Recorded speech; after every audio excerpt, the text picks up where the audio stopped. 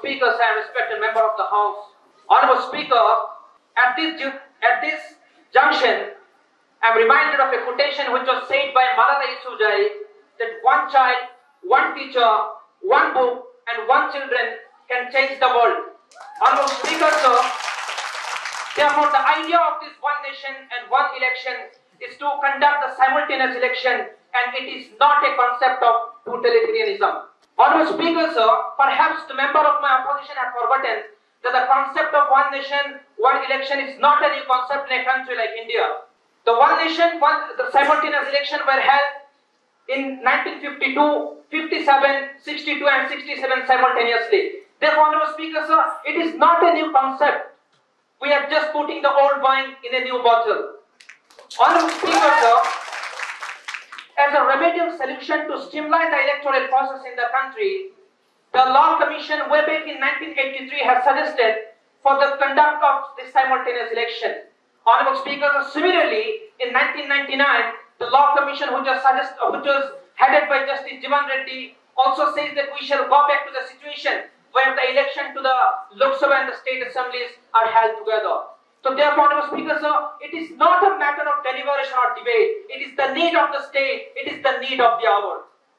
Honorable Speaker, sir, if we look towards Article 85 of the Indian Constitution, which clearly says that there should not be a gap of more than 6 months between two parliamentary sessions, I would like to bring it to the notice of the respective member of my opposition. Speaker, sir, if we look back in 2018, due to this continuous election in the state of Chhattisgarh, Rajasthan, Telangana, Mizoram, the winter session of our country got delayed. Speaker, sir, the continuous election which is affecting the parliamentary session of our country, how can my opposition bench member come and oppose such a bill? That's a matter of great sadness, Honorable Speaker. Honorable Speaker, one of my respected member of opposition has mentioned that it will cost 45,000 crores for Lok Sabha seat to conduct election. I would like to ask I'd like to put a question on my respected member of opposition. Which report is this, sir? It is the report which was given by Election Commission, or it is the report of the Bangladesh? Please let me know. Honorable Speaker, sir, one of the respected member of opposition, their comment, simultaneously they are mentioning that for implementing this policy, there should be amendment in 5 articles. I would like to bring it to the notice of the respected member of my opposition. Perhaps they have forgotten Article 368 of the Indian Constitution, which clearly says that when there is national interest, the Constitution which itself empowers the Parliament to bring a constitutional amendment. Speaker, sir, the Constitution, which is the supreme law of the land, being the supreme law of the land, if the Constitution itself is empowering the Parliament, then who are we to oppose, Honorable Speaker? Honorable Speaker, sir, one of the respected member of my opposition has mentioned that it will violate or it will infringe our political rights. I would like to remind the respected member of my opposition, and it will be a shocking surprise for him that in Gir Somnath district of Gujarat, the Election Commission sets up the entire polling booth for just one single voter, and his name was Haridas Ji.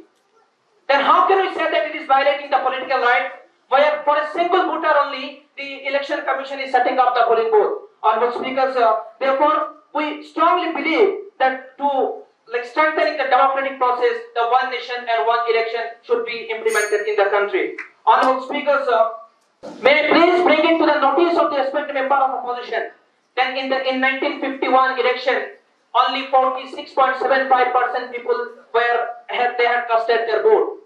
And it will be a shocking surprise for the respective member of my opposition. I would like to bring it to their notice that in 2019, that is the last Lok Sabha election, 30 crore people were deprived from casting their vote. Speaker, sir, I strongly believe that the only way to bring solution to this problem is by implementing one nation and one election. Honorable Speaker, sir, with this, due to shortage of time, I would like to conclude. But before I conclude and I take exit from here, Honorable Speaker, I would like to request the member of my opposition branch, instead of condemning this flourishing motion of today's debate, I request them to please come and join hands with us so that we can pass the bill in the House today. Thank you very much, Honorable Speaker.